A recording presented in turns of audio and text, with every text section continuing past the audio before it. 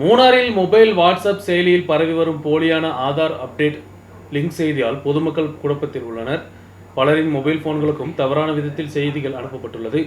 அதே நேரம் இது வங்கியில் இருந்து அனுப்பப்படவில்லை என்று வங்கி அதிகாரிகளும் தெரிவித்துள்ளனர்.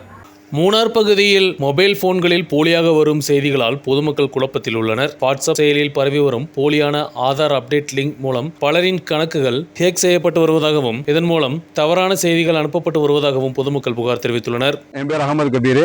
நான் சிவம்ல பலசர கடை நடத்திக்கிட்டு இருக்கேன், கம்பெனி கடையை. நான் காலையில் 6 மணிக்கு என் மொபைலை பார்க்கும்போது என் மொபைலில் வாட்ஸ்அப்பை ஹேக் பண்ணியிருக்காங்க.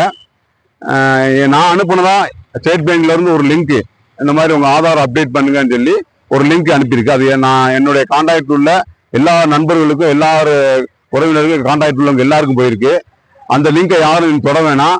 அதை தொட்டுனீங்கன்னா அதை ஹேக் பண்ணுறவங்க வந்து நம்ம அக்கௌண்ட்டில் பைசாவை மிஸ்யூஸ் பண்ணுறதுக்கு வாய்ப்பு இருக்குது. அதனால் இது மூலம் தெரிவிச்சுக்கிறது, யாரும் நீங்கள் அந்த லிங்கை தொட வேணான்னு தாழ்மையாக வச்சுருக்கேன். இது நான் செஞ்சதில்லை, வேற வாட்ஸ்அப்பில் பழைய லிங்குகள் அனுப்பி நம்மளை அதில் இன்வால்வ் பண்ணுறவங்க இந்த மாதிரி ஹேக் பண்ணியிருக்காங்க. காலை முதல் பலரின் மொபைல் போன்களுக்கு இதே போன்ற செய்திகள் அனுப்பப்பட்டுள்ளது.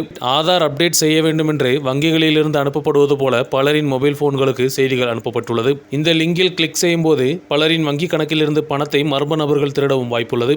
சைபர் குற்றங்கள் அதிகரித்து வரும் நிலையில் இதுபோன்று வரும் செய்திகளில் மக்கள் பாதுகாப்புடன் இருக்க வேண்டும் என்றும் அதிகாரிகள் தெரிவித்துள்ளனர். News bureau, Munnar.